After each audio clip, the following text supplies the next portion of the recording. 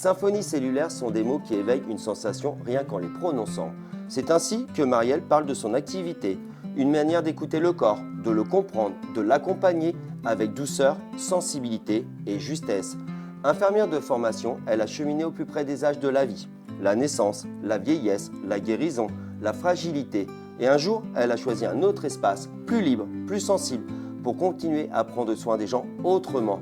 Mariposa, c'est son nom de thérapeute et elle vous accompagne dans son cabinet à Vertou ou en entreprise. Des lieux où les tensions se déposent, où les histoires se racontent, où les gestes parlent plus que les mots.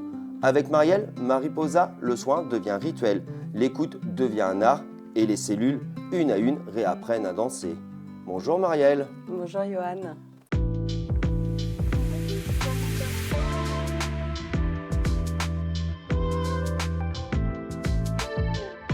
Alors dans l'énoncé du texte, je dis que les cellules vont réapprendre à danser. Comment cela se fait-il? En fait, déjà, j'étais infirmière libérale auparavant et pour moi, ça me semblait important de retourner un petit peu au contact des patients, d'aller dans leur lieu de vie, de faire renaître un petit peu tous mes sens. C'est ce que j'aimais le plus faire en fait en tant qu'infirmière libérale, rentrer dans leur espace, écouter, ressentir, voir et me mettre dans la peau un petit peu du patient. Et avec cette symphonie cellulaire, qui est une technique en fait de Boy Truman, un massothérapeute et aussi un grand praticien des huiles essentielles.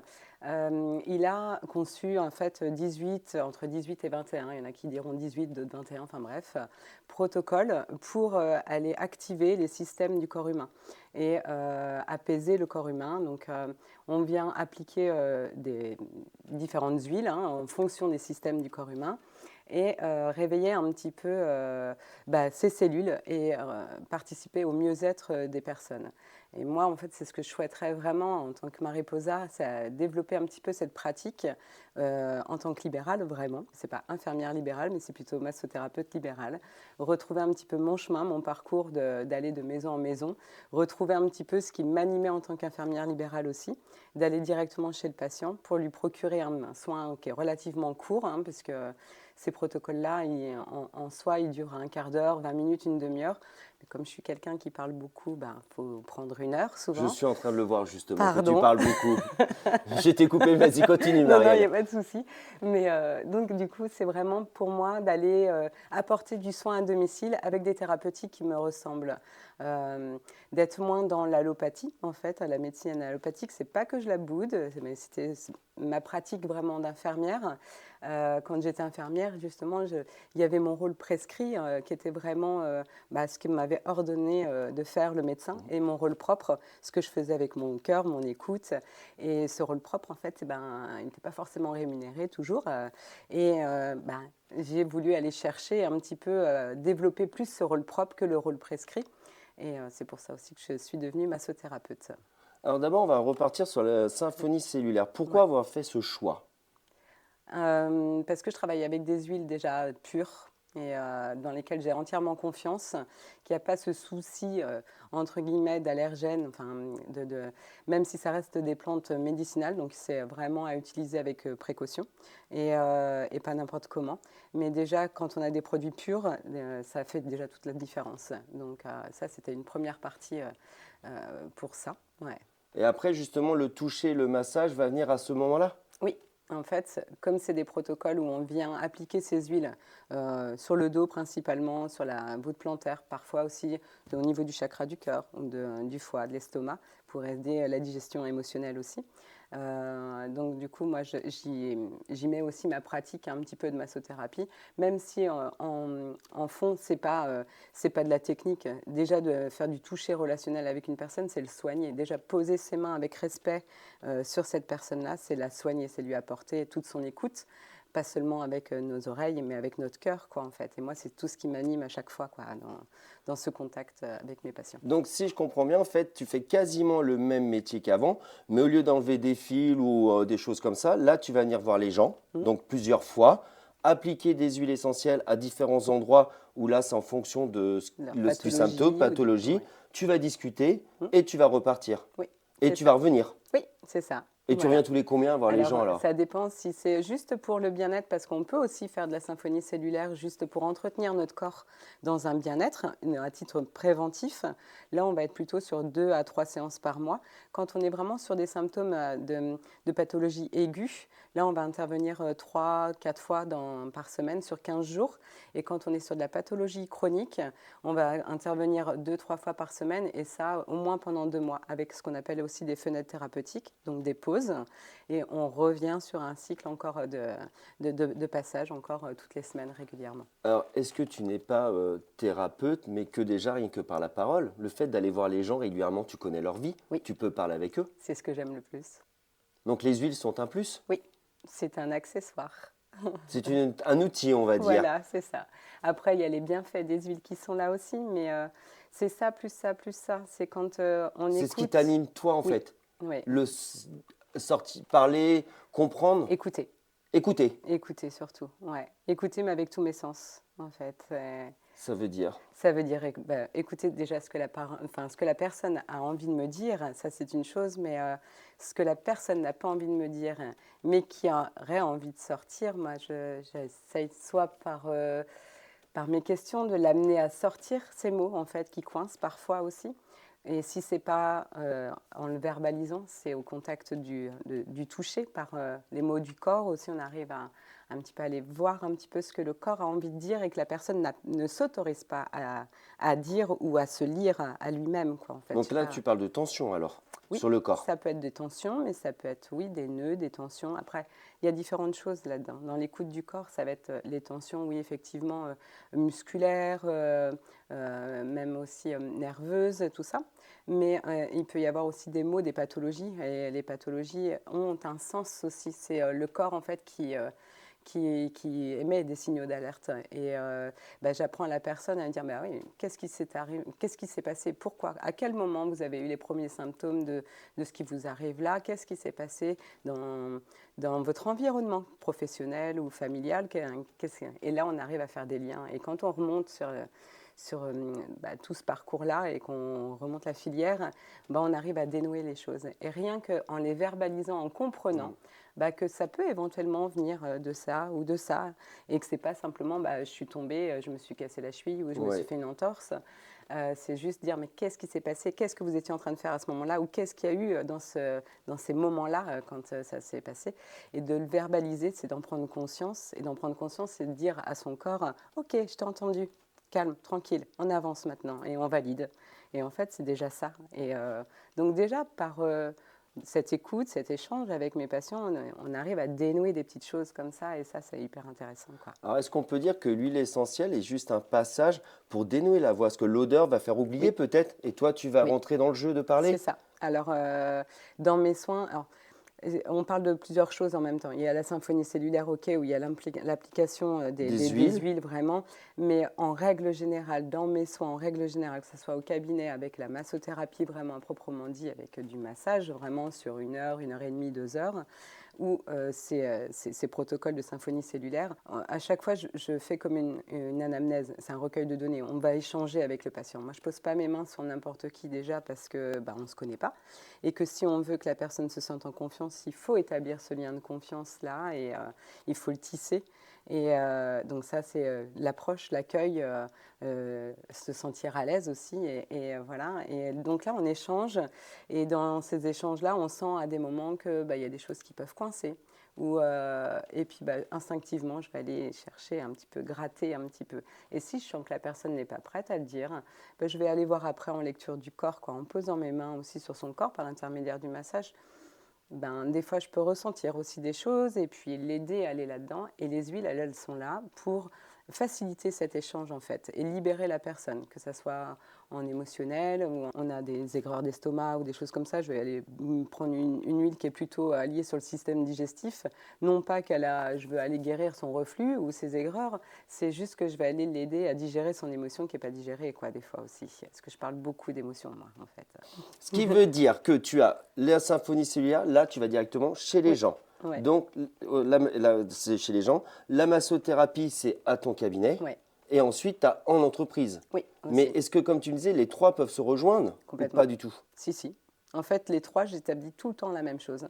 l'écoute, l'écoute juste comme ça, et par tous mes sens, l'adaptabilité aussi de moi à l'autre.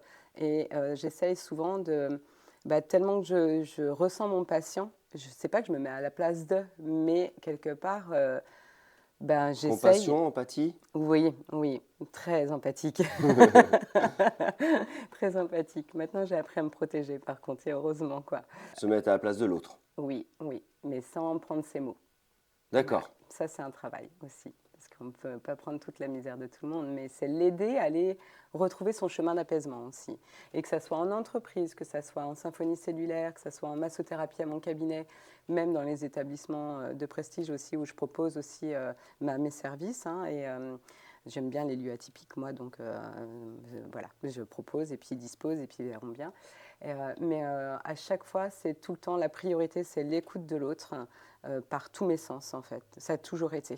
Et même quand j'étais mon tout premier métier, c'est ce qui m'a appris à faire cette écoute en fait. Donc ton tout premier métier était lequel? C'était auxiliaire de puériculture, pardon. Donc Ouais. depuis tout bébé en fait. Oui, voilà. Tout bébé jusqu'aux Ouais. personnes Voilà. âgées. Tu as C'est vraiment ça. connu, comme on le disait dans l'énoncé, toutes les personnes, tu nous connais en fait. En fait, j'essaye l'humain, il est fascinant en fait.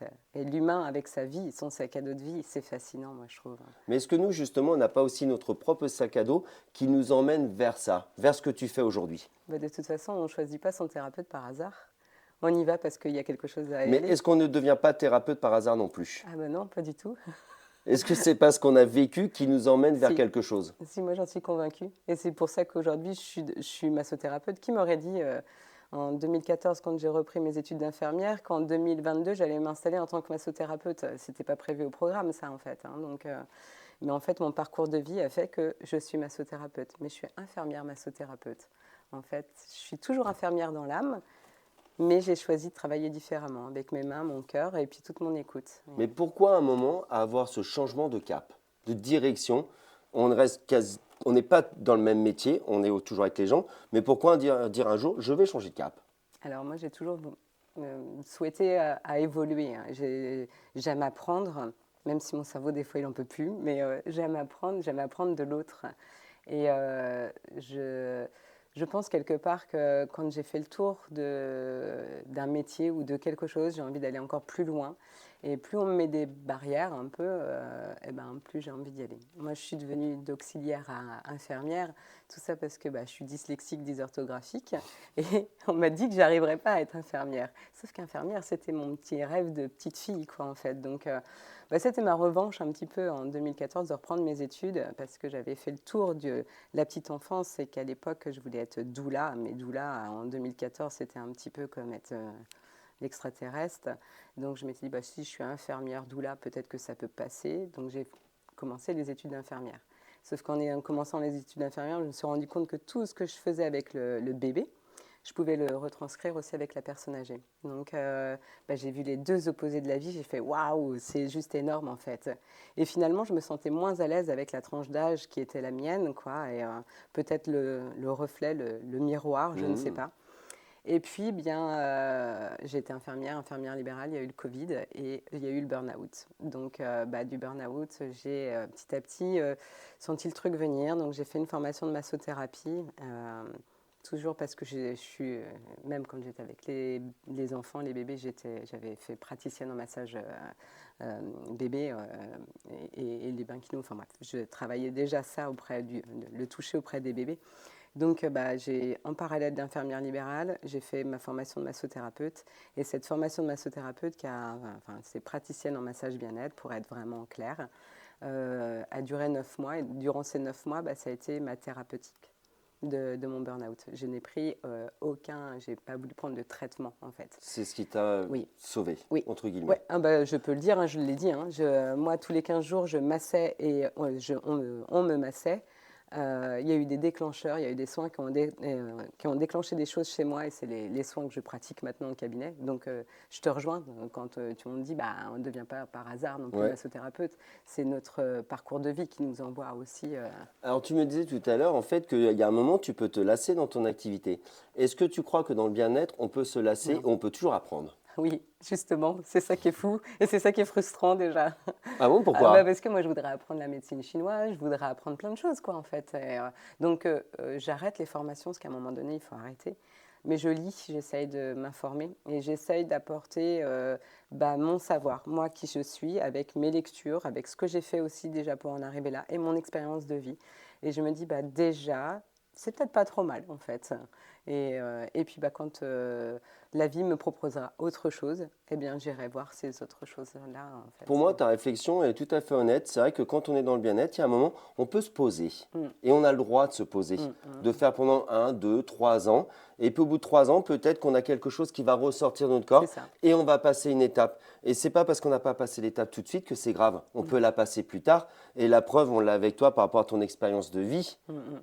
Mais Ouais. infirmière, c'est quand même un beau métier. Ouais, c'est un métier que j'adore, mais je suis toujours infirmière, justement, moi. Voilà, ça me titille toujours après, peut-être dans d'autres conditions, dans un autre monde, dans un autre environnement.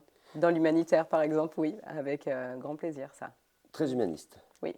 Et l'entreprise, alors, tu nous en as pas trop parlé. Donc, une entreprise, bah, il y a des salariés, il y a 100 personnes, 200, 2000 personnes. Les salariés sont bien dans les entreprises, ils sont heureux. Oui, ouais. Oui, Ouais, non? non. Non, J'étais pas dans ce que tu me non, oui, disais. non. Est-ce Mais que non, ça. à l'heure actuelle, justement, ben là, cette semaine, c'est la semaine de la QVCT et de la qualité de vie au travail. Et c'est une des premières fois qu'on commence à en parler. Donc, ça y est, s'interroge justement sur les risques psychosociaux ou les risques des troubles musculo-squelettiques des salariés, en fait. Et on commence à mettre en place des choses pour eux. Alors, il y a des entreprises, ça fait déjà 10 ans qu'ils le mettent en place. On ne parle pas de ce qui se passe en dehors de France, hein. Au Canada, ça fait très longtemps qu'ils mettent ça en place. Alors, il y a des jeunes startups qui s'inspirent justement des modèles américains et tout ça. Donc, eux, c'est déjà ancré chez eux dans leur esprit d'établir déjà de la convivialité et du lien de confiance aussi entre les salariés et les supérieurs. Et puis, bah, il y a des entreprises qui font leur premier pas là-dedans aussi. Et moi, je trouve que c'est bien pour le salarié. Il y a tellement d'avantages aussi pour le dirigeant. Et voilà, quoi. Et moi, j'adore ces moments-là, parce qu'en fait, là, contrairement à dans mon cabinet, c'est des soins ultra courts. Autant dans mon cabinet, quand on vient en soins, ça va être 2 heures, 2 heures et demie, voire plus, que là, c'est en 20 minutes, une demi-heure, il faut que ça soit enfin, c'est un soin Alors, rapide, quel style de condensé. soin, justement? C'est quoi C'est du comme. massage à main, du massage assis. En fait, on vient le long des paravertébraux, le long du Ouais. dos, sur les méridiens, là où circulent les énergies. On vient faire des points d'acupression, on vient remettre en mouvement un petit peu toute cette énergie vitale et puis poser le salarié dans le moment aussi. Alors moi, j'y mets un petit peu ma touche puisque je travaille beaucoup l'émotionnel. Donc même dans ce massage à main, j'y mets un peu des points pour aller voir un petit peu émotionnellement parlant, poser les choses aussi et puis être dans l'écoute empathique de l'autre quoi aussi. Donc, ça peut faire prendre conscience aux salariés de quelques de petits problèmes qu'ils pourraient avoir Oui, aussi, qui ne se déjà. rendent pas Ouais. forcément compte. Oui, voilà. Des Métro, choses toutes boulot, simples, dodo. complètement. Et puis, c'est un moment pour eux. Donc, c'est un moment aussi d'échange. C'est un moment où quelqu'un se penche sur bah, leur installation aussi, comment, si leur poste est ergonomique, si l'environnement est sain pour eux. Alors, à titre d'exemple, j'ai intervenu dans 2 entreprises différentes. Une où chaque salarié a son petit poste de travail dans son bureau avec une fenêtre, une plante verte, des huiles essentielles, voilà. Et l'autre groupe qui travaille en open space, alors moi je ne savais pas comment ils travaillaient, je n'avais pas vu les locaux. Dans Premier. l'autre groupe qui travaille en open space, au niveau énergie mentale, là, j'étais des têtes grandes comme ça, avec beaucoup de contractures dans les bas du dos, avec ici au niveau du chakra du cœur aussi, un peu fermé, verrouillé, voilà. Des gens un peu tristounes parfois. Et je ne le savais pas, ça, qu'ils étaient en open space. Et dans l'autre, je voyais des gens, par contre, qui étaient toutes les cervicales hyper bloquées, mais vraiment, les cervicales et les épaules complètement verrouillées, bloquées. Par contre, des toutes petites têtes, tranquilles, là, puis des gens souriants, bienveillants et tout. Et j'ai fait un retour donc au chaque directeur de ces entreprises. Et celui où les têtes elles étaient comme ça, bah, c'est ceux où ils ont chacun leur poste de travail avec une fenêtre, une plante verte, des huiles essentielles. Et la femme, elle est originaire, elle est canadienne. Donc voilà, je pense que ça voulait tout dire un petit peu. Ils avaient déjà ces modèles-là, en fait, de prendre conscience que l'environnement du salarié a vraiment un gros impact sur son mental, sur ses compétences, et j'ai trouvé ça énorme que moi, ne le sachant pas, j'arrivais juste à le voir, juste par les mains, par le ressenti, j'arrivais déjà à dire, bah, toi tu travailles en open space et toi tu travailles dans un petit endroit hyper cocoon, quoi, en fait. Et en fait, les raideurs qu'avaient ces salariés-là, moi j'ai dit aux dirigeants, je dis, bah, on perçoit comme ces salariés qui ont envie d'être là dans votre chemin, ils ne veulent pas vous décevoir, ils veulent y aller coûte que coûte et vous aider, quoi. Et en fait, c'est exactement ce qui régnait dans cette entreprise. Un tel devoir du salarié de satisfaire, voilà, de satisfaire le dirigeant parce qu'il est à l'écoute de ses salariés dans une bienveillance, dans une humanitude, qu'il y avait ce côté hyper rigide. Il ne faut pas qu'on perde de vue nos objectifs, il faut qu'on y aille, il faut qu'on y aille, il faut qu'on y aille. Pas décevoir, en fait. Et ça se voyait vraiment au niveau des cervicales et des épaules. Et en fait, quand j'ai fait le compte-rendu avec ce dirigeant, je lui ai dit ça. Et voilà, après, il faut déverrouiller ces stress, en fait, parce que ça coince derrière beaucoup de choses. Et j'espère que ce petit retour que j'aurais pu faire va pouvoir que chacun puisse se remettre en question aussi, s'apaiser aussi, que le salarié s'apaise aussi et que le dirigeant, je lui ai dit, mais déjà ce que vous faites aussi pour vos salariés, c'est juste énorme, quoi. Donc pas de pression pour vous non plus, parce que lui, je l'avais senti aussi hyper stress, quoi. Mais voilà. Et ça, tu auras un compte-rendu de ça ou pas, justement? Par la suite, tu sais pas. Si tu auras un retour. Je vais y retourner. D'accord, ça sera le meilleur retour, quoi. Ouais. Voilà, et donc, de voir justement les tensions, ouais. si elles sont là ou plus là, en fait. C'est ça. Si elles ont diminué, du moins. Voilà, c'est ça, ouais, complètement. Alors, pourquoi le mot mariposa? Ah, là, vous m'emmenez sur un petit terrain qui est... en fait, mariposa, ça veut dire papillon. Et alors déjà, si on le décompose, parce que mariposa en tant que tel, ça ne s'écrit pas A-U, mais avec un O en espagnol, donc c'est papillon. Mais autrement, c'était Marie, Marielle, pose, la pose, et A comme l'amour, quoi, en fait. Donc c'était ça. Marie pose, Marielle pose l'amour. Voilà, c'est vraiment ça. Et alors, pose l'amour, j'ai pas cette prétention de poser l'amour à qui que ce soit, quoi. Mais non, pose l'amour, c'est un mot. Oui, c'est ce qu'on appelle le pouvoir des mots. C'est surtout que la personne arrive à se poser voilà, de l'amour à elle. On est d'accord. Là-dessus, on est tout à fait d'accord tous les ça. deux sur le mot, comment tu veux le dire, en fait. Voilà. L'emmener. Ouais, mais c'est vraiment ça. Et en fait, quand j'étais infirmière libérale, et donc il y a maintenant 4 ans, oui, il y a 4 ans, j'ai perdu mon papa pendant le Covid, pas du tout du Covid, mais un petit peu à cause des médecines à 2 vitesses.